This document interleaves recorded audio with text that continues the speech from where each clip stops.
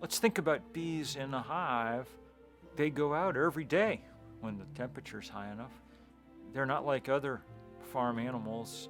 They're this weird, wonderful cross between wild and domestic.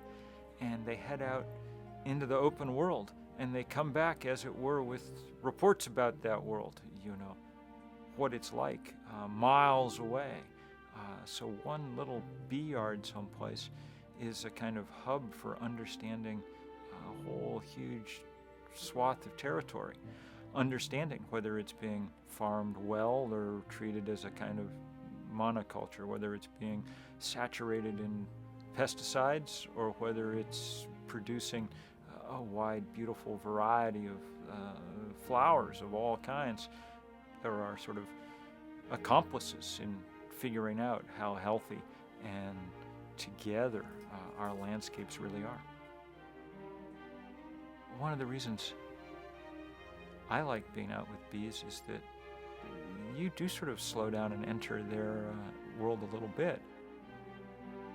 I think they're quite beautiful. I confess I like watching in the early spring, the first few days of bees coming back with pollen, and just sort of looking at the pollen in their saddlebags as they return and seeing what color it is and figuring out what tree it must have come from or whatever. And they're beautiful in that you get a sense of their indefatigability. I mean, this is an impossible task to, 3 grains at a time produce enough honey to keep the colony alive over the winter, and yet they do it, and there's something quite beautiful about that too.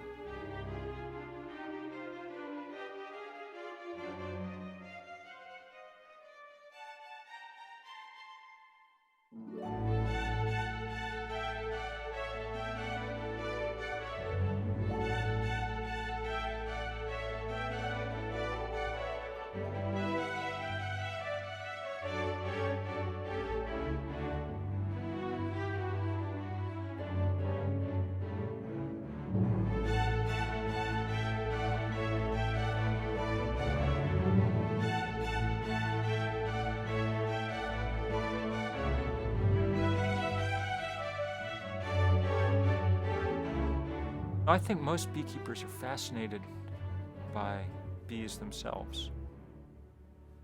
This perfect example of the idea that humans could cooperate with another species to both of their mutual benefit. We don't have very many examples of that in our society, but that's what a beehive is.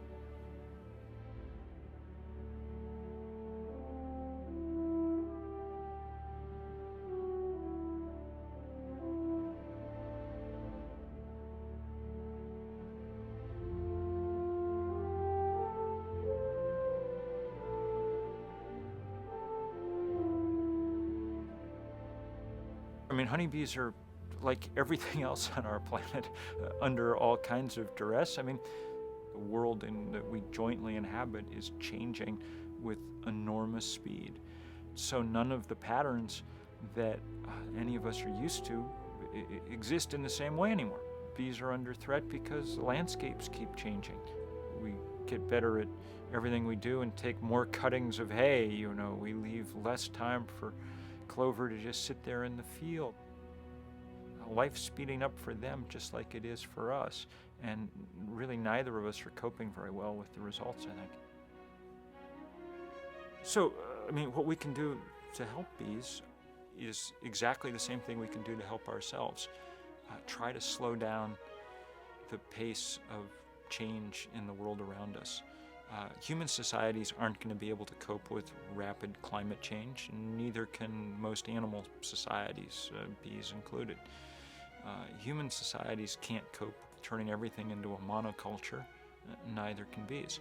They're a remarkable reminder of the need for a certain kind of stability in terms of things like climate, and the need for a certain kind of variety in terms of landscape and what's around us.